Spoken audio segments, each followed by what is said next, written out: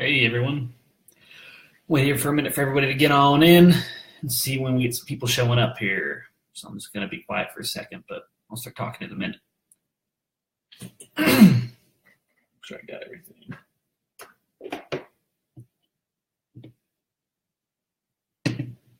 Okay. There we go. Got one guy in. When you're here, go ahead and just hop on in and just make a quick comment down below, and we'll get started here in just a minute. Hey, how's it going? Go ahead and comment. Let me know you're here and introduce yourself, and we'll go from there.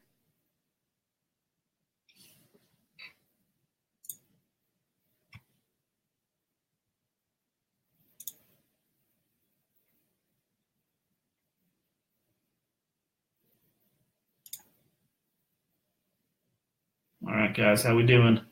Just getting all set up here real quick. What's up, Kevin? How you doing, man? Hey, Nathaniel, what's going on? Glad you can make it. Nathaniel is the owner of a website called the Fly Crate, which is like it's another one of those fishing fly memberships where you can get flies by the month sort of a thing. It's pretty cool. What's nice about his, you can get like 3 flies a month. It's really cheap, and they're really solid flies. So go and check them out if you guys want to. It's called theflycrate.com. So shout out to him. He just started out on his business about 1.5 years ago, doing really good so far. So take a look. Beer on tap tonight is Deschutes Fresh Squeezed IPA. That's what's on the keg.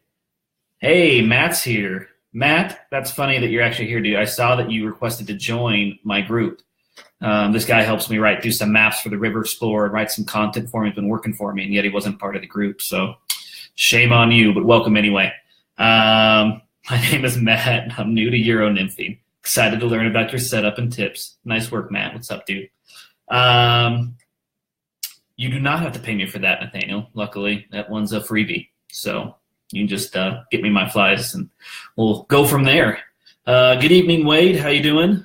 All right, about 9-10 of us coming in here now, so we're going to get started. Welcome. This is another live version. We've done this twice now. This is my first time was just a couple weeks ago, and we're starting out a second time here now. You see I got a little bit nicer setup in the back. I got some lighting so you guys can see me a little bit better, and hopefully that works all right.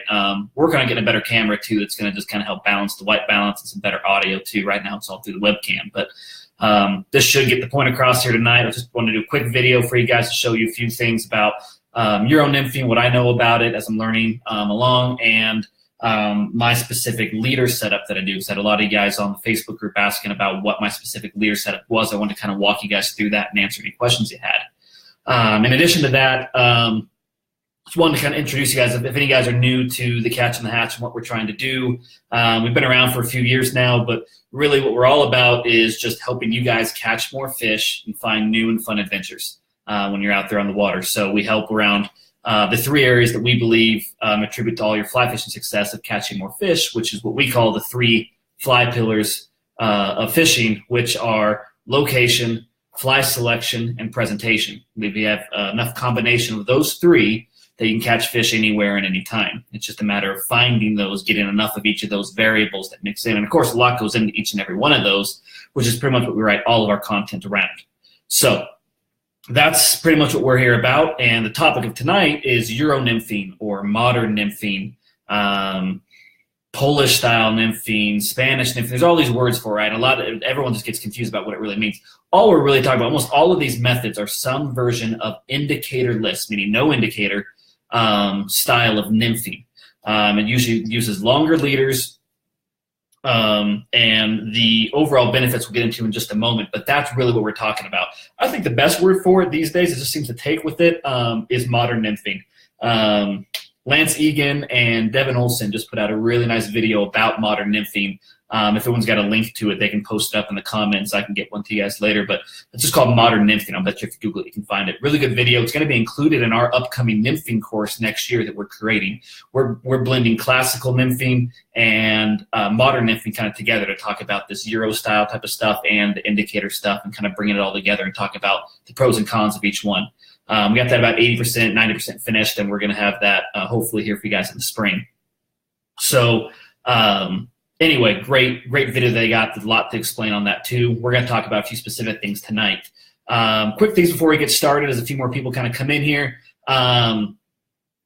We are doing an email satisfaction survey right now. If you're on our email list, you've probably already gotten an email from us tonight that asks you just to fill out a few 60-second questionnaire about just a few different things about our email. If you guys go ahead and make sure to go and fill that out, we've already gotten 1,000 people to submit it, which is awesome. Tons of people are already kind of giving me some feedback. So benefit with that is you're going to get a 50% off coupon to anything on our site, the course, our memberships, flies, assortments, boxes, anything you want, you can get 50% off. So it's a nice little deal if you guys want to grab that, and it helps me out by giving me a little bit of feedback about how our emails are doing. We're always trying to make sure that we're not bugging you with emails, that we're doing a good job of providing you guys the content that you're looking for. So the more you guys can help, the better this makes the whole site and the content that we do, because we're here just pretty much for you guys, not just to write about whatever we want. So we're going to talk about Euro nymphing tonight, the setups. We're going to talk about some common questions that are asked and answered. I'm going to kind of give us some feedback about Euro nymphing, about that, and then we're going to go over some Q&A. If you guys have some questions about Euro nymphing specifically, go ahead and post them in the comments now and drop on in. And I'll go through at the end. I'll just look through all the comments and make sure that I answer as many questions as I can within the time that I'm going to kind of be here for. So if you guys have questions along the way, go ahead and just put them in there. If you have general questions, put them in there, and I'll try and take care of as many as I can. One more quick thing before we get started. Black Friday. See what I did there? It's terribly not clever at all. Is coming up on November 20th. We're starting on a Monday this year. Everyone's like starting it like now. Like I see them at like a Home Depot and all this stuff. And I think it's annoying, but it is nice to have it start on Monday instead of later on in the week because, Thanksgiving and all this sort of stuff's going on for you guys, and, you want to spend time with family or go fishing or have a good time. So we're starting it for a whole week. We're going to do Monday to Monday, the 20th, all the way till Cyber Monday. We're going to have deals like 50% off or more on the course. We're going to have the online entomology course, 25 to 50% off our memberships for the River Explorer and the Fly Explorer, 99-cent flies or better pricing. All sorts of really good deals. We're going to pretty much Black Friday for us is all about giving the best possible deals that we can give where we make enough money, hopefully, but give away everything else that we can to encourage you guys to buy as much and, get the best deals you can. A lot of guys, are tight on budgets. That's the time of year to buy. So if you guys are going to do it, Black Friday is the time to jump on and grab some of those deals. It's coming up Monday, November 20th. It's going to last for a week. Okay, again, any questions you guys have, put them in the comments. We'll take care of them there. Give me some likes and some loves and hates along the way if you guys are like bored or happy or want me to move on or anything like that. Well, I'm going to go through the best I can, but feedback from you guys is always great. So let's see. Let's talk about Euro nymphing. Overall, if you guys aren't familiar with the term, a lot of you guys probably are kind of aware of it, but let's talk a little bit about what modern nymphing, and I'm going to refer to as best I can as modern nymphing. So what modern nymphing is pretty much without a strike indicator, and you're using a longer leader and usually some jig style flies or some heavier flies that are more bead head flies that are attached that are going to help improve or I guess reduce the drag during your drift. So what happens is when you got a water column, you're up here on the top, right? Water is moving faster up on top of the water column than it is on bottom. It's just how rivers move. Look into the dynamics of water and you can figure that out. But so when you put a strike indicator on top of the water and you got your flies coming down, this is going to move at, let's say, twice the rate, and your flies down here are only going to move at half that rate. So eventually the indicator is going to grab and drag your flies. And when you drag your flies, you're not getting that dead-free drift, which we know is what most fish like most times. So the goal is to try and get that drag-free drift, and with a strike indicator, you get a lot less time to get that drag-free drift. So without one, you can maintain through fast water oftentimes, 3 times as long of a drift and a nice slow drift right down in the strike zone where most people who are fishing with a strike indicator can't get. And when that happens, you can catch a lot more fish. I switched to this method. And by the way, I don't do it exclusively. There's a time and place for using strike indicators, and sometimes you just use a big old, plastic one. Sometimes you use cork ones. Sometimes there's a time and place for all of it. So you can really use it any time you want, but there's certain times and places where it's going to work better than others.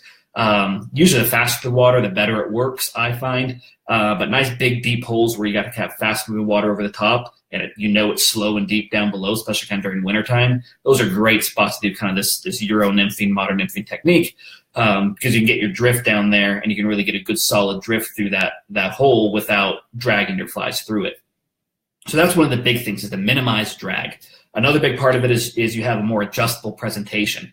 If the depth is 4 feet deep, and that's what you set your strike indicator to, when you're dragging bottom, you've got to pull that in, adjust your strike indicator up a couple inches, try it again, try it again, try it again. Here, it's just one cast at a time, and all you got to do is raise your rod or lower your rod just a little bit each time until you figure out exactly where that is. And that's where the bio line that I'm going to talk about here in a minute is going to come into play.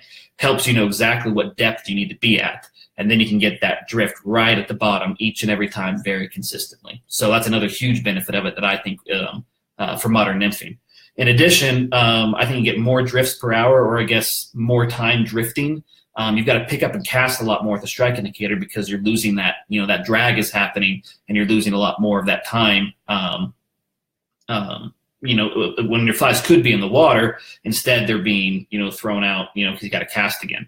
When you're getting a longer drift, even if it's in a shorter area, you're getting a more solid drift right through the strike zone than you would be with a traditional strike indicator. So again, it's got to, it's a lot better because you get a lot more drift during that time.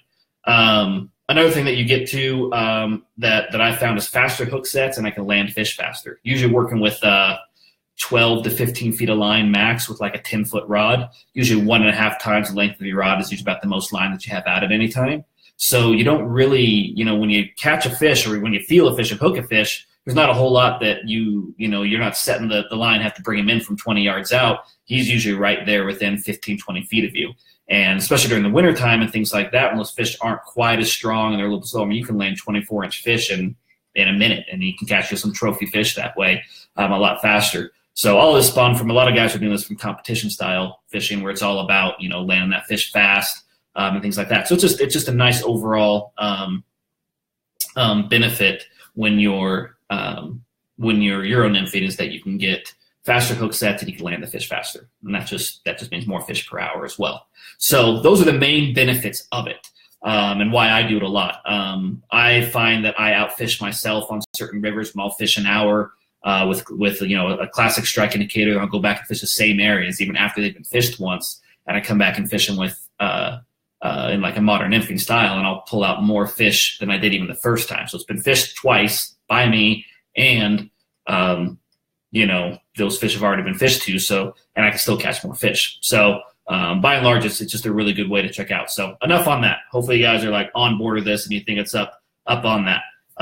Let's talk now about the Euro nymphing setup that I do. So what I brought tonight is pretty much what I use. I use four things. I use Maxima chameleon line. I've got this sitting up in the live notes too, if you guys want to take a quick look at it as well. But I use Maxima chameleon, just like monotest. So you don't really need it to be tapered very much. The only time you need it to be tapered is when it comes to your flies. And that's only if you want to go with less, just for whatever reason. I'll show you exactly what I do. I taper down. But when it comes to your leader itself, you're not casting. You don't need to lay out, because you're just pretty much picking up the weight of the flies and you're just launching it out like 10 feet, and that's it. You just have to just flop it around in a big loop.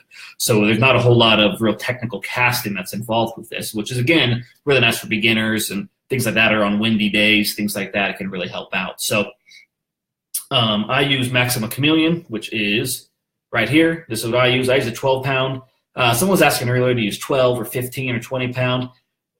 I don't think it matters, because this is really just like a substitute for your, let's get really bright, there we go, substitute for your fishing line, for your fly line. The fly line's really heavy. This is less heavy, more sensitive, and it's going to reduce drag. So that's why I use it. So my fly line is all the way in my reel, and this is what comes out of my reel when I'm Euro nymphing. So this is why I put 11 feet of this to begin with on my line. So that way I never have my fly line is never out unless the fish drags it out. In addition to that too, what's nice about it is that you have, when I just use 11 feet of this, there's no knots, there's no nothing. So it slides through my guides like butter, like it's easy. Never get hung up anywhere. There's only, 4 knots maybe, or really 2 knots that are ever going to make it into my guides with this setup, which is also very nice. So here's what I use. It's maximum chameleon. I use 11 feet of this, okay? Then I use from there, and that goes directly onto my fly line. So my fly line, 11 feet of that, and then I use this stuff here, which is Umpqua 2X strike indicator line, bio line. There's all sorts of stuff. The benefit of this is take a quick look-sees here. You've got green line, and then you've got every 18 inches, it changes to some like reddish orange line. I'm going to say it's red line in this picture. And it just keeps going. Every 18 inches green. Oh, no. Oh, no. Look what just happened. Right there on live. This is all I have left. So I will be placing another order here real soon to do a little bit more. Finally went out with it. So, again, I've been pipe producer for about 3 years. I've been Euro nymphing, and this is the last part that I ran out with. So lasts you a long time. You don't have to use a whole lot of this. So to go back to this, 11 feet of this, and then I use 3 feet of this, and this ties directly onto my to the maxima chameleon line. Then at the end of this, like it or hate it, I use a tippet ring, and I'll tell you why in a few minutes because it just makes it super easy. Although I forgot that piece, I'll have to show you. So that's what I use. So I got that. So now you've got your 11 feet of maxima chameleon line. Then you got your 3 feet of this strike indicator line. And then you got your tippet ring. And that's it. That's really your leader. Now you're going to go to tippet. The next step you're going to do is you're going to grab 3X or 4X is what I use. You can even get away with 2X. It kind of depends on the size of the fly. I don't think fish are very shy when it comes to the weight of the line. So with that tippet, I'd use 4X. So let's just say 4X for this example's purpose. And I tie it to the tippet ring, just doing an improved clinch knot. Because that's what's nice about the tippet rings. I don't have to do any blood knots or triple surgeons or things like that. And I can take off my entire now, because now everything below this strike indicator liner is going to be my flies. So 1, 2, or 3 fly setup, whatever it is I'm doing, based off of the depth and how fast the water is and all that sort of stuff. So talking 3 flies. So what's nice about that is that I can take that entire rig, a 3-fly rig, and I can have another 3-fly rig already set up and wrapped around like some foam or like these little spools here that I kind of carry. There's just little foam spools that carries. You can see right now it's got a whole rig set up on it. These actually maintain themselves pretty well. This one's really old, and I'll bet you these knots are still good. But you can just pull these out, and you spool them out, and you got a whole another set of 3 flies right here. So I can break off 1 knot right at that tippet ring and then wrap it up onto one of these, then take this one off and tie on the tag end of this, which has got all 3 flies on it, and the 4X on top, 4X right to the tippet ring, and then I'm done. I've switched out all 3 flies with 1 knot. Now, I tied those knots the night before. I'm sitting around drinking a beer or something like that at night, but that's what's nice about that is you're not doing it while you're on the water, or maybe it's windy or cold and you just don't want to mess with it. What's nice about that is that you can have I've got a little thing I don't have it. It's from Smith Creek. Orvis makes one too. They're like just these little foam. Just go to Hobby Lobby and get some foam and just cut some slits in the foam. You can just make some wraps of 2 or 3 flies with tippet already tied onto it, pre-rigged setups, and you can pull those off and switch them off and around as you're moving up and down the river. Different weights, different flies, whatever it is you want to do. Tie right onto that tippet ring, and you can switch out 3 flies at a time in 1 knot instead of having to re-rig your whole thing. Which a lot of times for me, I get lazy when I have to do that. If I got to do all 3 flies, I end up just not doing it, or I just fish a little bit longer than I should. But really, I should be changing because I have a reason to change, and I know that something's happening different on the water. So I think that's a really nice benefit to it. Let's see. So at that point, so I've got my tippet ring, and I've tied 4X line to it. Okay, so let's.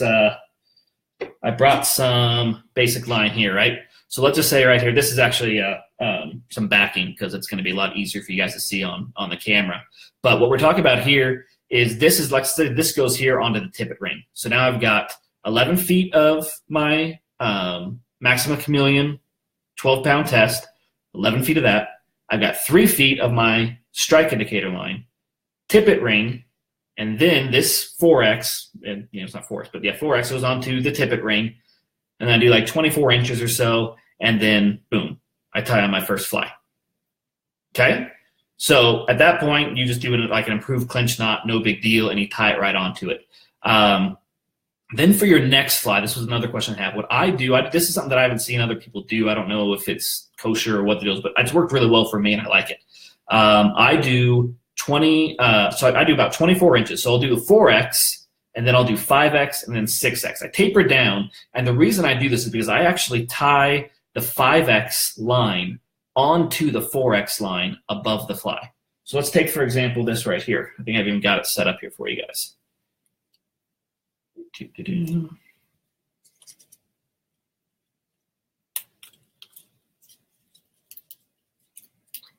Pull this out here.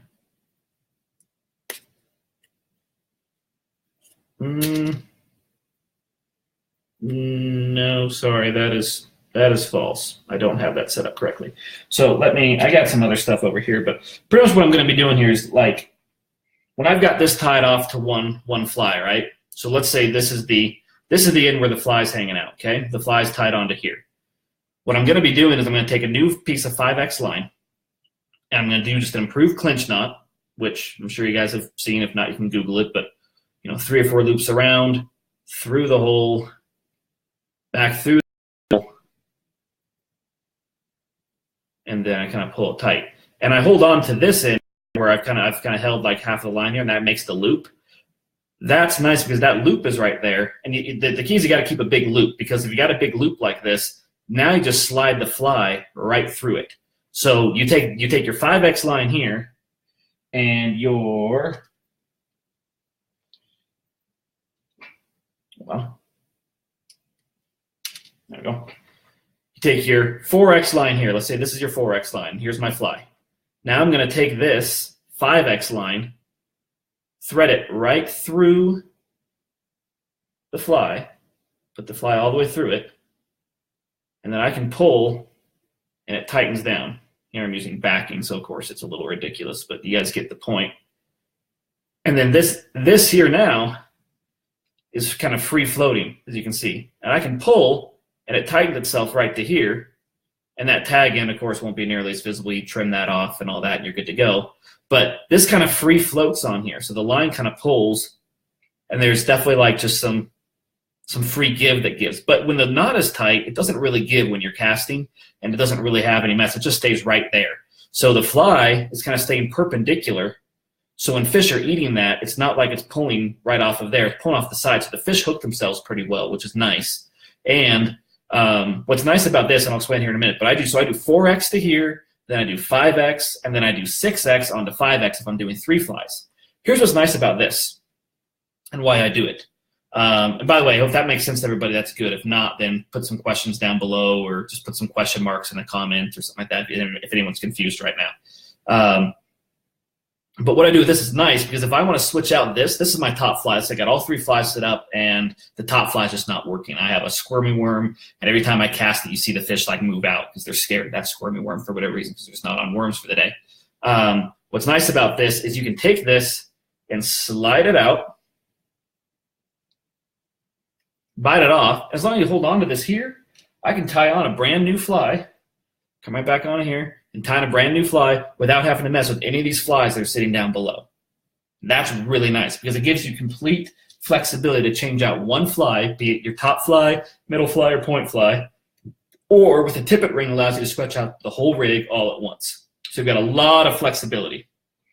Not much to it. Anybody who, all you guys are probably like, yeah, that makes actually really good sense. I don't know why I didn't do that or haven't tried that. I think a lot of people don't want to put 4x onto the 5x line or 5x onto the 4x line. So I think it's going to break the knots or things like that. But tell you what, I've landed some pretty big fish and gotten hung up a few times and really had to crank on it, and it doesn't. And if it does break, it breaks the 5x. So you still keep your 4x fly, but it breaks the 4x and it breaks the 5x and the 6x off, and you lose 2 flies instead of 3. Or some of the mix, lose the bottom fly, things like that. So it's kind of nice. It really does work well. So that's the setup that I do, and that's pretty much that. That's it. If you guys have any questions about it, go ahead and post that in the comments. But that's my basic Euro setup. What I want to do here now is kind of talk a few about some common, questions that I know people ask me all the time about Euro nymphing. So One of the things that people ask me a lot is about fly selection. Do I have to use, like these jig style flies here? See these little Frenchies that I got sitting up here? Or can I use just basic things like a green copper john? The answer is yes. It really doesn't matter what you use. You can use normal flies, normal nymphs, weightless nymphs, beadhead nymphs, tungsten nymphs, jig style nymphs, even streamers you can throw. They got weight to them. All of that is just fair game. Everything's got its application and time where you should use it and shouldn't use it, and depth, and that's where presentation and strategy and reading the water when you're on there that makes a difference. But any of it goes. The benefit of a jig style nymph is that it's going to be riding, the biggest one I got here, it's going to be riding like this in the water, hook, point up. So when you bounce the bottom, because often you can drag the bottom pretty good when you're Euro nymphing, because you can get down as deep as you need to. You can drag really good. You got a better chance of not getting hung up this way than when the fly is pointed downwards and dragging. You can just see the hook point gets knocked down. So that's the only downside to fishing normal nymphs. That being said, what I'll commonly do is, if you're fishing a 3-fly system, your middle fly is typically the heaviest. If you're fishing a 2-fly system, your bottom fly, point fly, is usually your heaviest. And a single one, it's only one fly. So with whatever your heaviest fly is, make that your jig style fly, because that's going to be hitting the bottom the most, and everything else is going to be sitting a little bit above it. So in a three style, you're going to have 1, 2, and 3. Your heaviest fly down here in the middle kind of creates this V sort of a direction. And that V, if this is a jig style nymph, that's good, because all of these flies are going to be sitting up here, and not really going to be dragging bottom nearly as much. It'll still hit bottom some, but not as much. So that's why it's nice to have that going on. So you don't have to use jig style nymphs. You can use any nymphs, though I found a really strong liking for jig style nymphs. Another big benefit of kind of these Euro style type of nymphs that are coming out these days so much is the profile of them. Look how much thinner. I don't know if you guys can see this very well with the video or not, but look how thin. That's really not good. I'll post a picture later. You guys can go check them out on my site or on the Fly Explorer. I've got a lot on there, but they're a lot thinner profile. They're just thin. They don't have all these big fluffy legs and all this dubbing sitting on them. That creates a lot of drag with those flies as well. It helps them not to float as naturally. It can really help if you have really thin flies and heavy beat heads. That'll make it sink faster than anything. Those two things, if you can get that, will help those flies sink fast and get down that strike zone and stay in that strike zone. So I would recommend whatever flies you're using should always be kind of as slim as possible, unless the pattern that you're imitating is meant to be big and bushy for a certain reason. CDC, things like that. As much as we all love CDC patterns on nymphs, they do kind of create some buoyancy sometimes by trapping, air bubbles in the pockets, and sometimes can't be as beneficial for, Euro nymphing. They certainly still work. I fish, soft hackle, hare's ears all the time that are kind of jig style that work really well. But by and large, you can use any type of nymph you want per the occasion. Fish something you're confident with, and you'll probably find good success.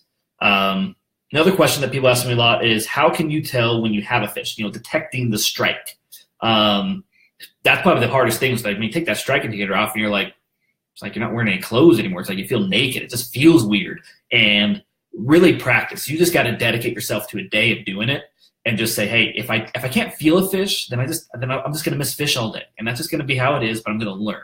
Dedicate yourself for a day to do it, and if you find success, you're going to start feeling bumps. You're going to start feeling these taps on the bottom, and almost always those are fish. People always say you're feeling bottom, and I think you feel fish 90% of the time. That's my personal opinion. No one really knows because no one can see it. But excuse me, definitely. Dedicate yourself to it. The way that you really feel it is you're either going to see something slow, because you're still going to have some strike detection from your line. It's just a lot less than what you had before with the strike indicator. The other thing you're going to see is you're going to feel it. A lot of times I'd say I probably feel about half of my strikes. I feel a little bump. I feel a hard hit. I see my line literally just like beeline this way because I've waylaid on the hook set, and he's just taken off and he's got it in his mouth. And sometimes it's super subtle and you can't feel anything at all, but you just see, your fly's going, your drift is going this big, and you see right where your line is entering the water just slows a little. And it slows little, you either hit bottom, so you're not getting good drift anymore, or you have a fish. Either way, you should just set the hook. That's another, that's something I forgot to mention. That's another nice thing about Euro nymphing. When you set that hook and you pop that all out of the water, just your flies just come out in the line. You have that strike indicator. It makes like a popper. It's like you're fishing a gurgler on top of the water. Makes that big noise, right? And that spooks the hell out of all the fish in the area a lot of times, especially on spooky, tailwaters and things like that where fish are used to being caught a lot. But when you have this and you set it, it's like it's stealth. It's like you get a free shot every time. So hook sets are really free when you're Euro nymphing. I almost hook set at the end of every cast just because it helps me prepare for another cast forward, while at the same time, I say maybe 10% of the time I have a fish on the end of that line, which is pretty cool because, you catch more fish that way too. Let's see. So that's the best way you can tell is when you're watching your line, you see it move or do something funny, just like a strike indicator, or you actually feel it. So in my opinion, you actually have more strike detection this way than you would with a strike indicator because you won't see those times where it's a really subtle take. Somebody posted, Tanner posted on the bottom. Hey, what's up, Tanner? It was talking about weight, what weight you should be using for your flies or how much you should be using. I've gotten away with, everyone always says that you're not supposed to use like blanking out, a split shot. That's what you're using, split shot, because it kind of ruins your strike detection. And though it probably does some, I don't think it does enough most times to really get you in trouble. So I'll use it sometimes if I'm fishing like on some of these, these Colorado tailwaters where you're fishing size 24 midges that are just have a glass bead on them. Those things aren't getting down deep. And if those are your two flies and you got one more fly, it's just usually not enough weight to maybe get down on some of those holes. So I throw some split shot on. It doesn't seem to hurt it too much for me. So by and large, I use probably my weights for my flies. I use typically size 14. Size 12 to size 18 jig style flies, and I'll use anything from like a 3.8 tungsten millimeter, so 3.8 millimeter tungsten beads, to as small as like a 2.4 is as small as I really ever go. So I hope that kind of answered the question as far as the size of the beads that I'm going to be putting on there. Brass, I'd always try to use a little bit bigger if you could. But yeah, 3.8 that's like your big like sinker fly that's going to get down there deep. Probably my average bug's about 2.8 to 3 as far as the size of it goes. Let's see. Another question that I always get asked a lot is how many flies should I be using? I almost always use 3 flies because you can in Colorado. In Montana, you can only use 2, and in a lot of states, you can only use 2. But I think I think the more flies, the better. You don't have to do a lot of difficult casts when you're doing this Euro nymphing. It's just throwing it right upstream, and the line's tight the whole time, so it just kind of flops over and in. You don't have to worry about a delicate presentation most times. So it works out pretty well that you can use 2 or 3 flies and have it be heavy. So those are usually the best overall. Let's see. So those are basic questions I've got that I usually get asked when it comes to Euro nymphing. Hopefully that all helped you guys and that makes good sense. If you guys have any questions, post them in the comments. I'm going to go through a few of them here right now. Let's see. Tanner asked, does this work with power bait? Tanner, you're the reason I drink. That's what's up with that. I'm sure it does, if to answer the question, because I like to be thorough, but that's a silly question. I'm running the Rio Phipps Euro Nymph. Is that a good setup or the Sage NES? So yeah, overall setup, Wade. You're talking, Wade asked a question about kind of overall setup. So we talked about the leader, but what rod should you use, fly line, all that sort of stuff. The longer the rod and the lesser the weight, like a 3-weight, 4-weight, 5-weight, I think is optimal for this Euro style nymph. You really want to you want a tip that is very sensitive, so you can really feel when they're taking the fly.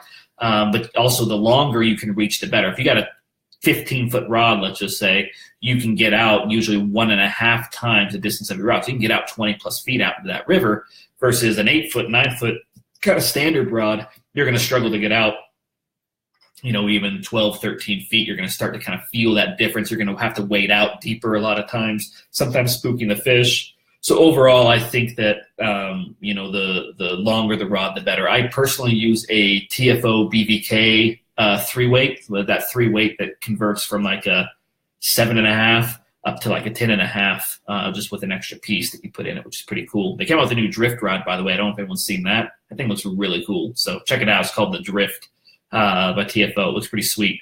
So overall weight, I hope that kind of helps with basic setup. I'm actually not familiar with very many rods, so I can't actually tell you whether the Sage NES or the Rio Phipps or any of that is good. But you kind of know the basics of what I believe makes a good rod. So hopefully that fits the criteria for you. Let's see. My favorite fly for the Arkansas. Wade, are you talking the Arkansas here in Colorado, I'm thinking? And if so, what section? I can go over what I do here. So on the upper section, like above Buena Vista, favorite fly. When it comes to Euro nymphing, screw it. It's almost the same anyway. I'll give you my top 3 favorite flies. I use Frenchies, which are just pretty much like this one in particular. I use kind of some pearl ice dubbing, hopefully that you can see on it. I use a brown or it doesn't matter what beadhead really, gold wire, pheasant tail, and then pheasant tail fibers. If Daryl's on right now, he's going to love that I use pheasant tails because a lot of people use Coq de Leon, but pheasant's a lot cheaper and I have a ton of them, so I use them. So I use that. I use a red or green or pink squirmy worm. They're absolutely wonderful. If they're not working, you'll find out really fast. If they are working, you'll find out really fast. So it's a really nice fly to have and use because it's like hot or cold. It's either gangbusters or not. And then I probably use a soft hackle hare's ear is probably the next one that I use. It's again kind of a jig style. So it's got a little, it's got a soft hackle wrap to it of like like partridge typically is what I'll use.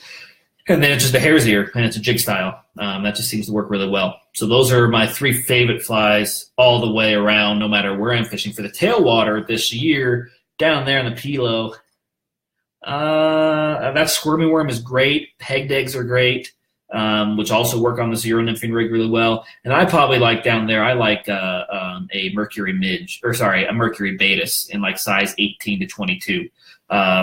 A lot of Baetis down there, and they're always active because it's so warm down there during the winter time that it's a good fly to have. So those are my favorites. What size beads are you using on the heaviest fly? Tanner, I think I answered your question. Tanner was asking a little more about the size of beads. I think I answered that for you. If you want me to answer more detail, just post it down below. Let's see. Besnick has asked where in Europe I have fished. I have actually never fished anywhere in Europe. I went to England a couple of times, but never got the chance to fish because I was there drinking and having fun at a wedding. So, haven't got out there. Hope to make it here soon. You should have me out if that's where you're at. Come have me fish, and I'll teach you everything I know, and you can show me rivers there. It'll be really fun. With this style, so Ryan Bradley asked, would this style work with the car? Just curious. Yeah. So Ryan asked a good question. Everyone is always talking about Tenkara, and everyone's got some really good opinions both ways on it. He was asking, does Euro nymphing, modern nymphing work on a Tenkara rod? And the answer is usually yes. Here's where it doesn't. If you're working with a really light rod and you're going to be throwing 2 or 3 flies, you could have a risk of breaking that rod because talk about a really sensitive tip. Those things are super sensitive. Sometimes they can't handle anything more than like a size 12 fly. They're just not meant for that. But there are some that are meant to handle these days. Come out with a lot of different variations. There are some that are meant to handle a little bit heavier nymphs and a few things like that. In which case, yeah, this is pretty much what you're doing. It is kind of like a Tenkara style. You're not working a lot with your line. You're keeping it pretty much fixed at your distance, maybe moving things in or out 2 to 3 feet at the most, adjusting pretty much just for depth and range. And then you're that's pretty much all you do. So with Tenkara rod definitely can work for something like this. Braided leader, I think could work pretty well for it too. So it's worth taking a look at if you want to go down that road. It could be an option along with it.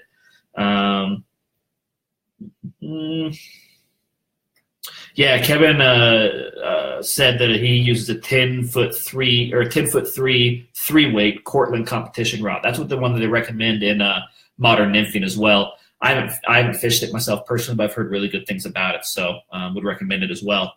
Tanner said, I've noticed a lot of competition style here. Those tend to have black or continental beads. Calcium and gold beads. Okay, yeah, so Tanner's asking what's his thoughts on a gold versus like a gunmetal or a black nickel type of a bead. You can see here, I mean, I got a, whoop, that was attached to something. Yeah, we got a good old gold bead here, very traditional, very, hopefully you can see that, very traditional gold bead. And then I've got something more like this, which is a kind of a black nickel, I think, finish bead. Hopefully you can see those differences all right on there. At the end of the day, I think we give the fish too much credit one way or the other, whether you think one bead works better than the other. I think it's a matter of what gives you more confidence when you look at it.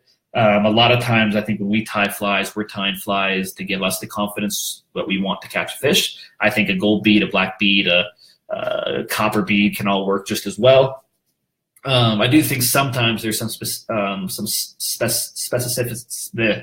specific beads that you might want to use for like a Baetis, for example, that typically come darker. They don't have shiny golden parts to them most times. So I think a black nickel one I think does make a little more sense. I don't think it really matters at the end of the day. I think fish are comfortable with either. But I do think that that's probably the I find that I'm using a lot more of those black gunmetal ones because I think they just look better. I just like the way they look, and I feel more confident with them. So I tie them that way. So that's really it, though. I don't think there's really much difference there. Ryan asks, if I ever get up to the Roaring Fork Valley? Yes, I do, Ryan, a lot. Hit me up, shoot me a private message. I got a couple cabins that I go to up there, and then I'll stay at the La Quinta Inn every now and again. Probably going up there this December and spend some time up there. I like going up in early spring and during the winter time. This seems to fish really well up there, and there's not many crowds. So let me know. I'd love to go fishing with you. Let's see. How do you fish Midlarva? You want to move up and down in the water column? So Jim Taylor asked a question, says, how do you fish a midge larva you want to move up and down in the water column a little bit?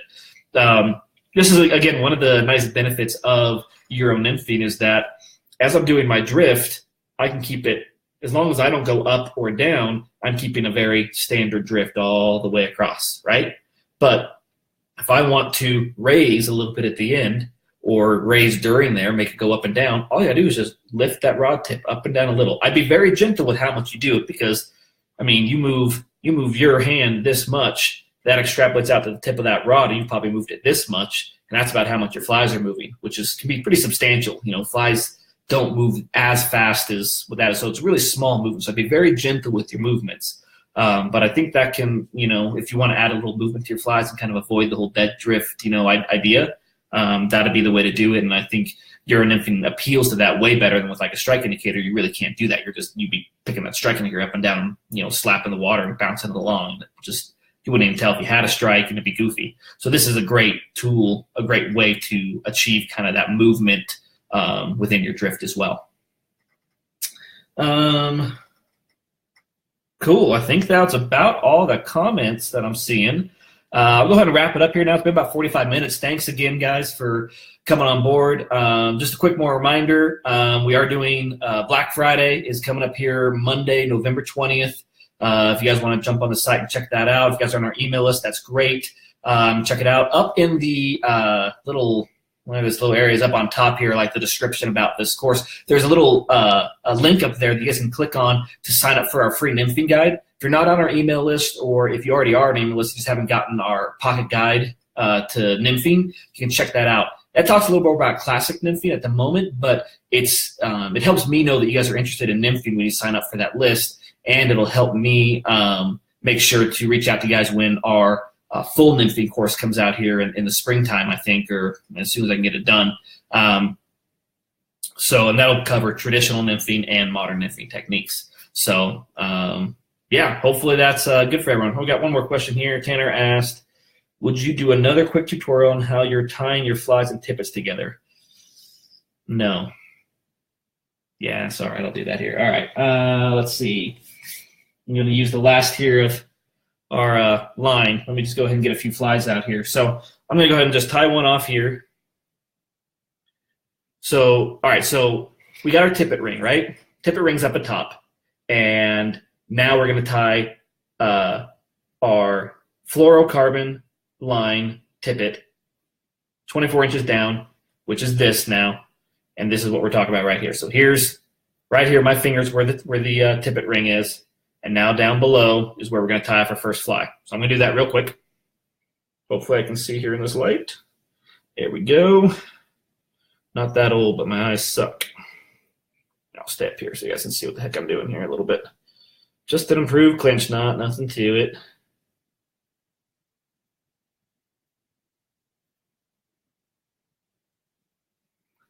All right, so there we go. All right, fly 1, done, right? And we'll say, here's your tippet ring is up here. Fly number 1 is right here. Now, I'm going to take my 5X line, and I'm going to make an improved clinch knot. So I'm going to pinch it here, leave myself a little bit of room up here. I'm going to just bend it in half here like this. By doing that, that allows me to keep a loop. You can see that loop that I'm creating right there. You can see that loop. That loop is very important because that's what I use to loop over my nymph. So then I'm going to go through just like I'm doing a normal improved clinch knot. Through it twice.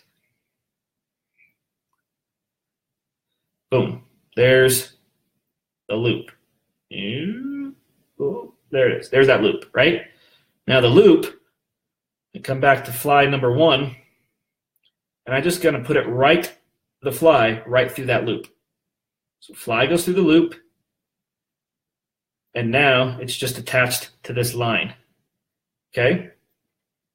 Good to wet it. And it pulls tight. Tag end's gone. And see how now it's just kind of hanging? All I got to do is just pull to tighten it. And it's going to sit like that as it floats through the water. It's going to float down through the water like this. And then I just continue just to tie on fly number 2, after that, fly number 3, and so on. What's nice about this, if I want to change this fly, all I have to do is pull on it, and it drags that knot up. I can break it off, hold on to all of this. There we go. And now I can take, I'll use a new one because I just made a mess out of that one. I'm going to take a new fly, and I can just set it right on. Hopefully.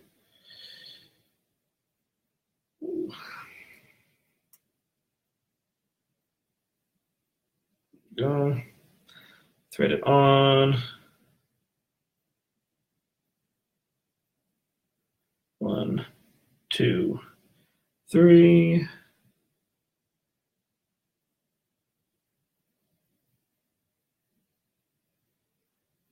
It's hard at night with a couple of beers. There we go. Okay.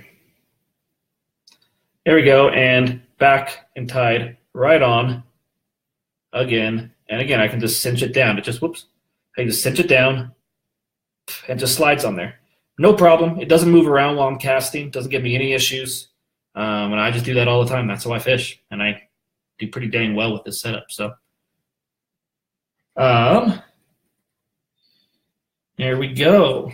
Yeah, if everyone's got any more questions, I'm game here for a few more minutes. Only halfway through the old beer ski. Been talking a lot. Let's see what else is going on. That's about it. Yeah, any other questions? Go ahead and post things up. If not, we might well just go ahead and maybe call it here in just a second. But hope you guys all enjoyed this. We'll do a little bit more of these here every so often when you kind of come up with good questions. There's a lot more questions you guys have been asking and talking about. I just got to put some more content together and kind of an outline, and we'll go ahead and discuss it. But hope you guys enjoyed this. Thanks for being a part of the Catch and the Hatch, and you guys have a great evening.